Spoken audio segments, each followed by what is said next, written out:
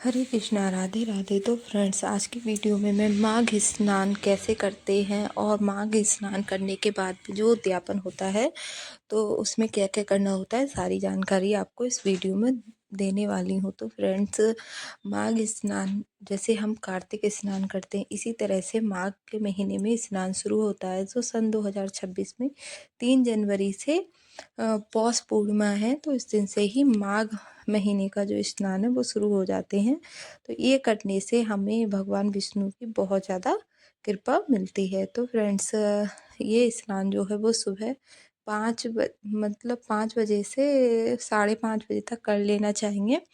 अगर आप ज़्यादा भी लेट हो रहे हैं तो 6 बजे से पहले पहले ही, ठीक है। स्नान करने के बाद में जैसे आप गंगा जल डालकर स्नान करें, उसके बाद में आप अपनी तुलसी मैया के गमले के पास, इसकी जो पूजा होती है माघ स्नान में, वो तुलसी मैया के की ही पूजा करी जाती है और तुलसी मैया के गमले के पास में ही बैठकर, और वहाँ पर ही हमें अपने लड्डू गोपाल या सालिग्राम भगवान को विराजमान करना रहता है, ठीक है।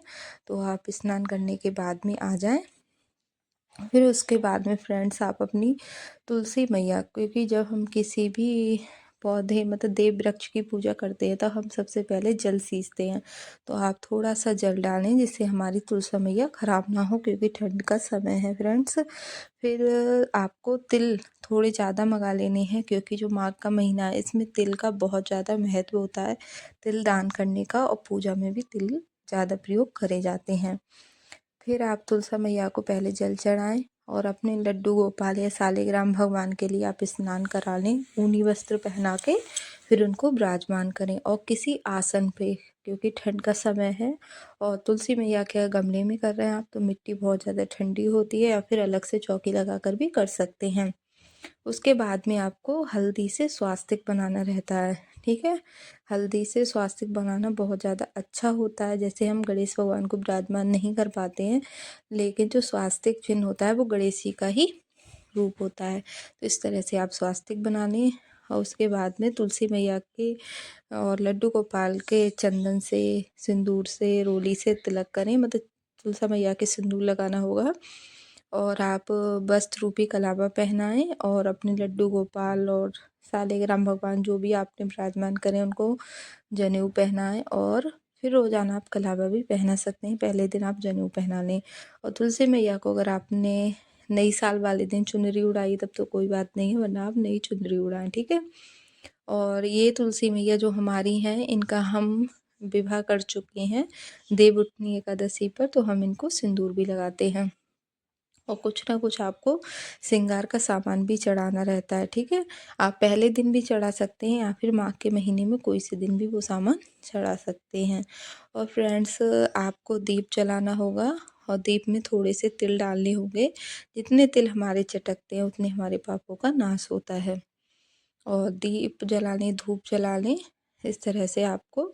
और तुलसी मैया के भजन गाए जाते हैं, कथा पढ़ी जाती है, और यहाँ पर थोड़ी देर पूजा करी जाती है, आरती करी जाती है। यहाँ पर बैठ के ही सुबह के लिए पूजा होती है फ्रेंड्स। और उसके बाद में आपको परिक्रमा करने होते हैं तुलसी मैया के, वो आप अपने हिसाब से कर सकते हैं, 3, 5, 7, 9, 11, 21, जो भी आपसे हो पाए उतनी आप परिक्रमा करें। और ये स्नान रोजाना किया जाता है। और शाम को भी, पूरे माघ के महीने में शाम को भी तुलसी पूजन होता है। शाम के समय भी तुलसी मैया के पास में दीप जरूर जलाना चाहिए, ठीक है। तो आप दीप जलाएं। और आप सालिग्राम भगवान को चाहें तो विराजमान कर सकते हैं। और सालिग्राम भगवान पे अक्षत नहीं चढ़ाए जाते हैं, और आप सालिग्राम भगवान पे भी फूल वगैरह सब चीज़ चढ़ाएं, अक्षत नहीं चढ़ते हैं। और उन पर तुलसी ज़रूर चढ़ाएं, ठीक है। और लड्डू गोपाल हैं, जब तक आप पूजा कर रहे हैं तब तक विराजमान रखें। फिर आप अपने मंदिर में जहाँ कहीं भी उनको विराजमान करते हैं ना, वहाँ पर कर दें। और कुछ भोग प्रसाद जैसे तिल तिल से बनी हुई जो गजक वगैरह होती है वो रखें, थोड़ी सी मिश्री और बतासा भी रख सकते हैं। और ज़्यादा गमले में चढ़ाएं नहीं, क्योंकि चींटियाँ वगैरह आती हैं तो वो मतलब ठीक नहीं है, ठीक है। और थोड़ा जल भी रखना है आपको। और फिर आपको कथा पढ़नी रहती है, माघ के महीने की जो कथा होती है। और जब माघ पूर्णिमा होगी फ्रेंड्स, उसमें उद्यापन करना होता है। तो उसमें श्री हरि विष्णु के और लक्ष्मी माँ के वस्त्र होते हैं, श्रृंगार का सामान होता है और तिल वाली मिठाई होती है, ठीक है। और इस तरह से और कुछ भी गर्म वस्त्र आप दान कर सकते हैं। वैसे तो आप अपने सामर्थ्य के हिसाब से ही दान करें, जो भी हो पाए वो आप दान कर सकते हैं। जैसे कि आप वो भी ले सकते हैं, गरम कोई भी एक कपड़ा भी लेकर इस तरह से उस पर श्रृंगार का सामान रख के भी उद्यापन कर सकते हैं।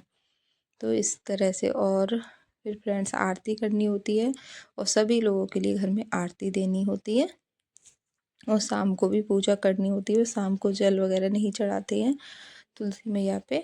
और फ्रेंड्स अगर आप पहले तो किसी पवित्र नदी में स्नान करने का बहुत ज़्यादा महत्व था, लेकिन अब ऐसा नहीं हो पाता है। तो आप कोशिश करें, आप पूरे माघ के महीने में एक दिन किसी नदी में जाकर स्नान ज़रूर करें। और पहले आपको परिक्रमा करनी है, उसके बाद में आपको आरती करनी होती है। और फ्रेंड्स माघ के महीने में स्नान करने से आपके सभी पापों का नाश होता है। और फ्रेंड्स अगर आप पूरे माघ के महीने का स्नान नहीं भी कर पा रहे हैं, तो माघ के महीने में जो महत्वपूर्ण दिन आते हैं, जैसे मकर संक्रांति हो गई, 2 एकादशी आएंगी, माघ पूर्णिमा हो गई, ऐसे जो दिन आते हैं ना, माघ पंचमी हो गई, तो उसमें आप स्नान कर सकते हैं। और अगर आप स्नान नहीं भी कर पा रहे हैं, तब भी आप सुबह शाम तुलसी मैया की पूजा ज़रूर करें, अपना दहलीज पूजन करें, ठीक है। इस तरह की पूजा पाठ आप कर सकते हैं, दान पुण्य भी कर सकते हैं। और स्वास्तिक बना लिया था। और जो गमले की आप पूजा करेंगे तुलसी मैया की, उसको बिल्कुल साफ कर लें, बिल्कुल अच्छे कपड़े से पोंछ लें, ठीक है। वहाँ पर साफ़ सफाई ज़रूर करें। और आप जो सालिग्राम भगवान जी विराजमान करेंगे, उनका पूजन तुलसी मैया का साथ साथ में पूजन होगा। और जो दीप है वो आप दूरी पर रखें। अगर आपके गमले में इतनी जगह है तब तो ठीक है, वरना तुलसी मैया के लिए थोड़ा सा मतलब ठीक नहीं रहेगा। दीप बिल्कुल पास में नहीं जलाएं, थोड़ी सी दूरी पर, ठीक है। आपको आज का वीडियो कैसा लगा फ्रेंड्स, कमेंट करके ज़रूर बताना। अगर और भी कोई जानकारी चाहिए तो कमेंट कर देना, हम आपको उस पर भी वीडियो बना देंगे, ठीक है। तो फ्रेंड्स मिलते हैं नेक्स्ट ब्लॉग में, तब तक के लिए राधे राधे, हरे कृष्णा।